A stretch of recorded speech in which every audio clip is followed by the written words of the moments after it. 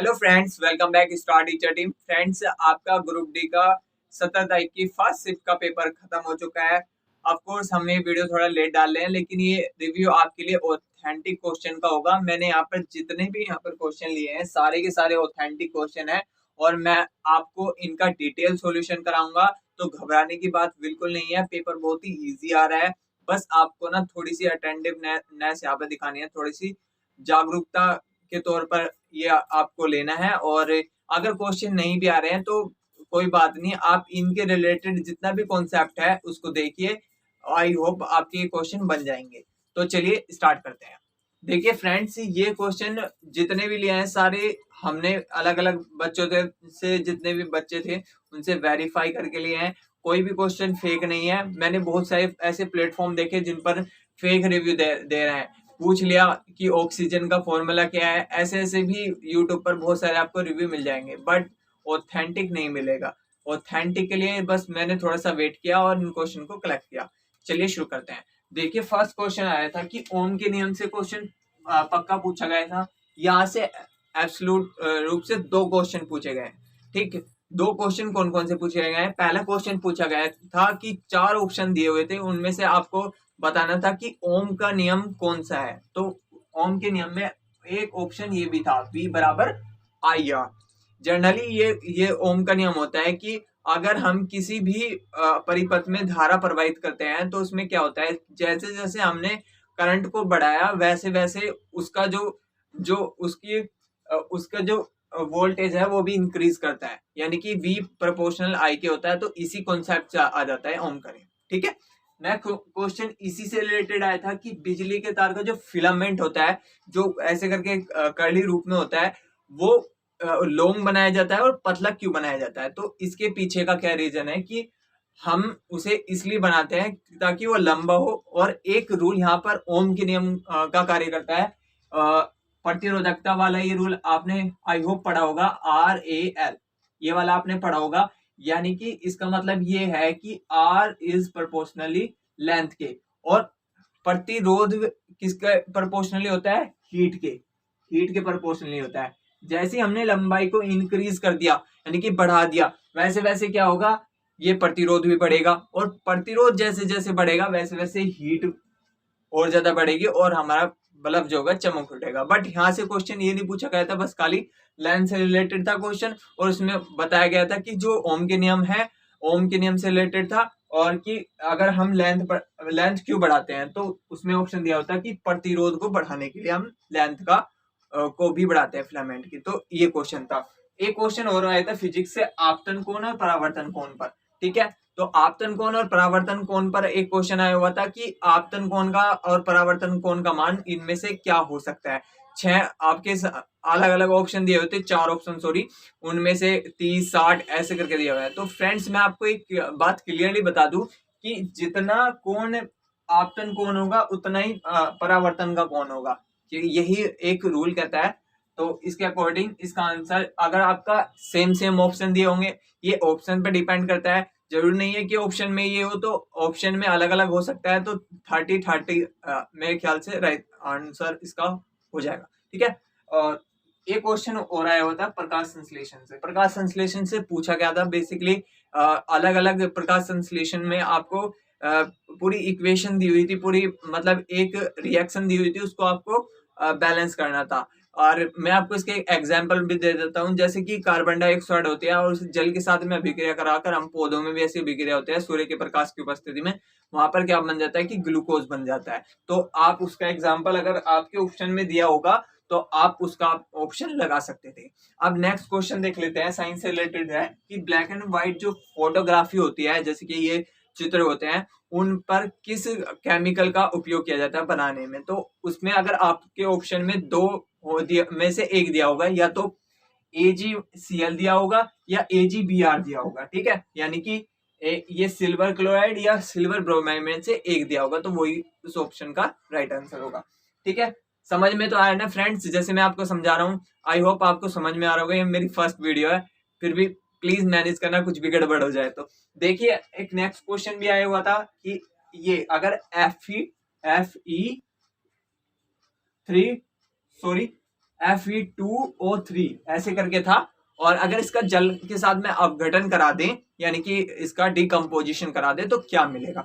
ठीक, तो इसमें एक रिएक्शन दी हुई थी, इसको आप बैलेंस करके देख सकते थे कि यहाँ पर कितने परमाणु हैं, इसके कितने एटम दिए हुए हैं। जैसे कि Fe के 2 दिए हुए हैं यहाँ पर, ठीक है, 2 ये है, 2 4 इधर की साइड में भी 4 है, तो आप उसको बैलेंस कर सकते थे। ठीक है, एक ऑप्शन ये आया था कि न्यू केमिस्ट्री से रिलेटेड था कि न्यूलैंड की जो एक अष्टक नियम था, और उसके अकॉर्डिंग उन्होंने एक सारणी बनाई थी जिसमें 56 तत्व थे।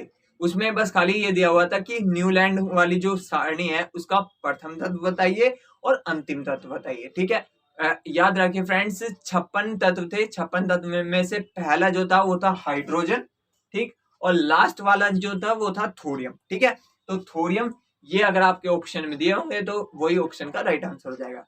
चलिए नेक्स्ट देखते हैं। फ्रेंड्स, आपको समझ में आ रहा है, बस आप ये बताते जाइए। ठीक है, ये देखिए यहाँ पर जिप्सम में बताया गया था कि अगर हम जिप्सम, आपको पता है जिप्सम का फॉर्मूला क्या होता है, CaSO4, ठीक है, और 2H2O। ठीक है, ये, और अगर हम इसको गर्म कर देते हैं, यानी कि किसी भी हीट से या किसी से भी गर्म कर देते हैं, तो हमें क्या मिलता है, CaSO4, और इसमें से क्या, जल के बस इतने ही अणु बचेंगे। ठीक है, इसको हम बोलते हैं प्लास्टर ऑफ पेरिस या POP। तो ये अगर आपके ऑप्शन में दिया होगा तो ऑप्शन इसका राइट आंसर हो जाएगा। ठीक है, और नेक्स्ट क्वेश्चन और देख लेते हैं। देखिए, एक क्वेश्चन दिया होता है पायरुविक अम्ल से। ठीक है, आपको पता होगा कि हम जो फूड लेते हैं वो बेसिकली डायरेक्ट हमारी कोशिकाओं तक नहीं पहुंचता, उसका पहले ग्लूकोज बनता है, ग्लूकोज पायरुविक अम्ल में टूटता है, पायरुविक अम्ल जाके कोशिकाओं में जाता है, तो इस तरीके से विभाजन होता है। और हाँ फ्रेंड्स, ग्लूकोज का पायरुविक अम्ल में अगर टूटना ही ग्लाइकोलिसिस कहलाता है। तो इससे रिलेटेड एक क्वेश्चन था, अगर आपको सही से पता हो, मुझे सही से इसका आंसर नहीं मिल पाया, तो अगर आपने पेपर दिया तो आप इसका आंसर कमेंट सेक्शन में बता सकते हैं। तो देखिए फिर नेक्स्ट क्वेश्चन, एक और क्वेश्चन आया कि एड्स की आपको फुल फॉर्म पूछी।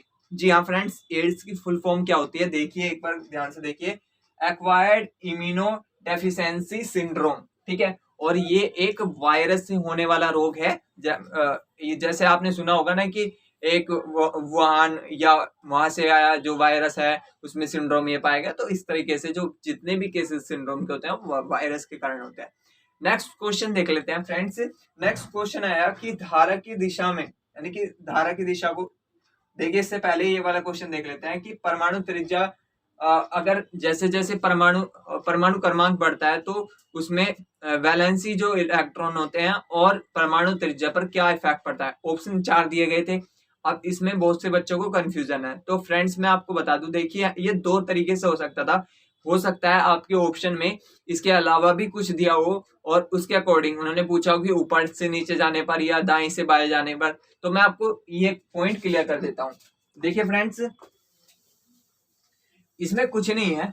देखिए, अगर आप इधर से ऐसे दाएं से बाएं जा रहे हैं, ठीक है, अगर आप दाएं से बाएं जा रहे हैं तो परमाणु त्रिज्या क्या होती है, घटती है। पहले इतनी थी क्योंकि यहाँ पे क्या होता है कि इलेक्ट्रॉन की जो वो होती है ना वो घटती है। ठीक है, और ऊपर से अगर नीचे जाएंगे तो परमाणु त्रिज्या क्या होगी, बढ़ेगी। तो इसके हिसाब से, और वैलेंसी इलेक्ट्रॉन का भी ऐसे मैटर है। इधर आप जाएंगे तो वैलेंसी इलेक्ट्रॉन क्या होंगे, इधर की साइड में बढ़ेंगे और नीचे की साइड में भी थोड़ा बढ़ जाते हैं। पर इस पे थोड़ा सा कंफ्यूजन है। बट परमाणु त्रिज्या जो होगी, अगर ऐसे दिया होगा दाएं से बाएं जाने पर, ठीक है, बाएं से दाएं जाने पर, सॉरी, बाएं से left, left to right, right दिया होगा, ठीक, इस तरीके से दिया होगा, तो परमाणु त्रिज्या क्या होगी, घटेगी। ठीक, अगर ऊपर से नीचे जाने पर दिया होगा तो परमाणु त्रिज्या क्या होगी, बढ़ेगी। तो इसके हिसाब से आप अपना ऑप्शन चेक कर सकते हैं। ठीक है, नेक्स्ट क्वेश्चन आया कि अगर धारा की दिशा को हमें बदलना है। मोटर, आपने देखा होगा मोटर में, मोटर डीसी से तो चलती नहीं है, एसी से चलती है, और एसी का जो अल्टरनेटिव करंट है उसकी दिशा लगातार हमें बदलती रहनी चाहिए, जिससे कि हमारी मोटर आधा चक्कर एक दिशा में और आधा चक्कर दूसरी दिशा में पूरा कर सके। क्योंकि आपको पता होगा कि एसी का ग्राफ कुछ इस टाइप से होता है। ठीक है, तो एसी की धारा को बदलने के लिए किसका उपयोग करते हैं, तो कम्यूटेटर का हम उपयोग करते हैं। ये ऑप्शन अगर आपके ऑप्शन में था तो ये वाला ऑप्शन आपका राइट आंसर हो जाएगा। नेक्स्ट क्वेश्चन देख लेते हैं। एक क्वेश्चन है कि भूमि में जो जल का रिसाव होता है वो किसके कारण होता है, वो होता है इनफिल्ट्रेशन के कारण। ठीक है, इनफिल्ट्रेशन इसका राइट ऑप्शन हो जाएगा। एक क्वेश्चन और पूछा गया प्रजनन से, देखिए ये गर्भ निरोधक से कुछ ऐसे करके पूछा गया था, मतलब ये करेक्ट इसके ऑप्शन नहीं मिल पाए, बट आप एक बार फिर भी प्रजनन का जो ये टॉपिक है इसको रिवीजन कर लीजिएगा, ठीक है। एक नेक्स्ट क्वेश्चन है कि पर्यावरण की स्वच्छ कौन रखता है। मैंने इसको बहुत सर्च किया फ्रेंड्स, पर ये नहीं मिल पाया। अगर ये ऑप्शन, अगर आपके उसमें कुछ ऑप्शन दिया होगा तो आप इसको कमेंट कर सकते हैं। तो कैसा लगा मेरा रिव्यू आपको? देखिए फ्रेंड्स, जितने भी क्वेश्चन मिल पाए, फायदा क्या था कि मैं आपको 25 के 25 क्वेश्चन दे दूं और उनमें से एक भी सारे के सारे फेक हो, एक भी रियल नहीं हो। तो मैंने जितने भी क्वेश्चन लिए हैं, मेरे पास में और भी क्वेश्चन पड़े हुए हैं, लेकिन मैंने उसका कंफर्मेशन नहीं किया है कि ये राइट है कि नहीं है, वो आपको शाम तक पता चल जाएगा। और ये जितने भी क्वेश्चन है ये रियल है। तो अगर प्लीज फ्रेंड्स, मैं आपसे रिक्वेस्ट करता हूँ, प्लीज फ्रेंड्स इस चैनल को आप सब्सक्राइब जरूर कीजिएगा, क्योंकि ये आपके काम का है और आपका ही चैनल है, ठीक है। ऐसे ही आपको मैं रिव्यू देता रहूंगा कंटिन्यू, जब तक ग्रुप डी के एग्जाम चलेंगे ना, तो ऐसे कंटिन्यू रिव्यू देता रहूंगा। बट आपको क्या करना है, बस लाइक करना है और सब्सक्राइब करना है, और बाकी काम मेरे पे छोड़ देना। तो मिलते हैं नेक्स्ट वीडियो में, तब तक के लिए जय हिंद, वंदे मातरम।